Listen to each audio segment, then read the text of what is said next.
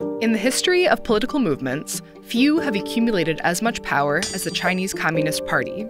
Its influence extends both inward to the everyday lives of Chinese citizens and outward as it expands its sphere of economic and military power around the world. But the party's origins are more modest than its current form would indicate. It's a story that begins with the end of World War I, the gathering of a small group of Chinese intellectuals, and a Dutchman. That story is the focus of a new book by Harvard Kennedy School professor Tony Saich. Professor Saich has studied the rise of China on a global scale since the 1970s, when a professor told him, no matter what happens in this place, it's going to affect all our lives. To help us understand why, Professor Saich's latest book brings us back a century to the founding of the Chinese Communist Party. On this episode of Behind the Book, we speak with Tony Saich, director of the Ash Center for Democracy and Government Innovation and Daewoo Professor of International Affairs, about his book, Finding Allies and Making Revolution, the Early Years of the Chinese Communist Party. Let's do a little scene setting. In 1911, the Xinhai Revolution ended 2,000 years of imperial rule in China. In its place, the Republic of China was established. However, the Republic was relatively weak, as much of the country was under the control of warlords from 1915 to 1928. The political situation was fluid, and a burgeoning Chinese nationalist movement was dissatisfied with the government, particularly after it failed to gain concessions from the Allied powers at the end of the First World War. This led to a series of anti-imperialist uprisings, known as the May 4th movement.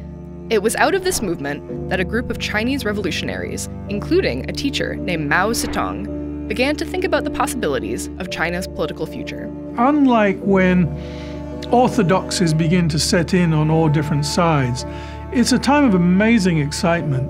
You know, the imperial system has just collapsed. What do we want China to be? An attempt at sort of constitutionalism has failed. It's disintegrated into basically who's the strongest, that person can rule. So warlord factions, but a lot of intellectual energy and a lot of people trying to discover what is the right way to take China forward. On the other side of the continent, the Russian Civil War was raging, and out of this conflict emerged the Russian Revolution and the Soviet Union. Around the same time in Moscow, the Communist International, or the Comintern, was established to convene and coordinate communist parties in other countries.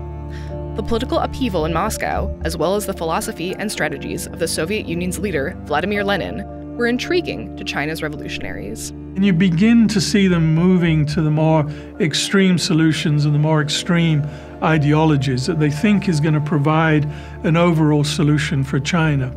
And then, of course, they look at Soviet Russia and say, hey, that's successful. It's broken the chain of, an imperial system. It's broken the chain of dominance by the colonial powers. And then eventually, the economy begins to move forward as well. So it looked an attractive alternative. The interest was mutual. Lenin hoped that the establishment of the Soviet Union would spark a global working-class movement worldwide, including in China.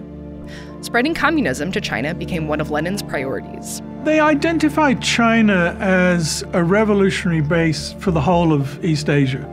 So originally, the idea was it wouldn't just be China, but it would pull in Korea, it would pull in Japan. What happens next is the subject of Professor Saich's book, which takes advantage of the recent publication of two key sets of archival documents. The first from Moscow, at the archives of the Comintern, and the second from Amsterdam, at the Institute for Social History. Together, these materials provided Professor Saich with a more nuanced narrative of the CCP, particularly around its relationship with Soviet powers. As communism gained more influence in China, the Comintern began to advise and consult its leaders. This is where the new archival documents come in, to shed light on the complicated web of strategies, debates, and alliances carried out between the Comintern and the nascent CCP, all with the initial goal of expanding Russia's proletarian revolution into China. These archival documents are particularly important because, according to Professor Saich, the historical record on the CCP's development has thus far tended to be skewed, depending on who's narrating. Before the collapse of the Soviet Union, basically historians were official historiographers for the party. So they're both going to reflect what the party wants to tell you about that period of time. And so I think if you look at the sort of first iterations of historians writing about China, it was a lot more emphasis on Soviet domination. I think what we can do now is redress that balance. In fact, much of Professor Saich's book features the often unique viewpoints and actions of one Comintern member, Henk Sneevliet, a Dutch labor organizer and revolutionary handpicked by Lenin to lead Soviet work in China. In a way, he becomes like the spider at the center of a web. And part of that web is not of his making, because he has to conform with what the Comintern is laying down as policy. He's got to adjust that to the reality on the ground in China. And of course, often they jar. What is happening on the ground doesn't fit ideology or policies or dictates from Moscow. Sneevliet was tasked with navigating between various interests in Russia and China, balancing what an array of groups thought were the most effective means of establishing a revolutionary communist party in China. And, while he wasn't able to bend China entirely to his will, he was able to leave two legacies of Soviet strategy that Professor Saich says have shaped Chinese governance to this day. The first was to organize the party around the strict guidelines and structure prescribed by Lenin. In word, if not in deed, from the beginning, the Chinese Communist Party adopted all the trappings of Leninism: hierarchical organization, democratic centralism, minority subordinate to the majority, and, continually it keeps us reasserting in his party constitutions that it is a Leninist party. And that maintains down to today. I mean, if you see Xi Jinping, his belief is in the paramount power and importance of the Chinese Communist Party, and it's only the Chinese Communist Party that can really drive China forward. The second legacy Sneevliet left with the CCP was the organizational tactic of the United Front, whereby the Communist Party combines forces with other segments of society to consolidate political power and achieve a broad mission. The second the United Front has come and gone, depending on how accommodating the Communist Party has felt or how much it has needed others to help it meet its objectives. At times when the Chinese Communist Party wants to emphasize the economy and development, it builds united fronts, and it builds connections with intellectuals, with economists, with technicians that can help it develop its policies. The success Sneevliet found with the CCP ended under circumstances outside of his control. Over time, Soviet leadership began to prioritize their own national interests over the cultivation of a global working-class movement based in international solidarity.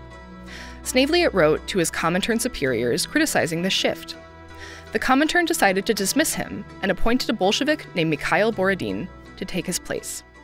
Sneevliet only found out about the change when he ran into Borodin on a train as he was leaving China. And I think there's no better symbolic moment than that, handing the baton from the global revolutionary to the good Soviet soldier and apparatchik. Professor Saich's hope is that his book and the archival material it discusses will prompt a renewed understanding of what's possible for China through a reclamation of the CCP's history. I think one way that they can be used, as I said, is by Chinese nationals who want to rediscover that there is a history that relates to their own movement, which is quite distinct from the official narratives.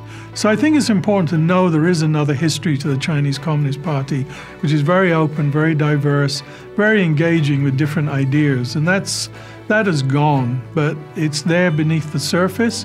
And maybe one day, that will be retrieved for future reviews. The book is Finding Allies and Making Revolution: The Early Years of the Chinese Communist Party, written by Tony Saich, director of the Ash Center for Democracy and Government Innovation and Daewoo Professor of International Affairs. It's published by Brill. This has been Behind the Book, a production of Library Knowledge Services at Harvard Kennedy School.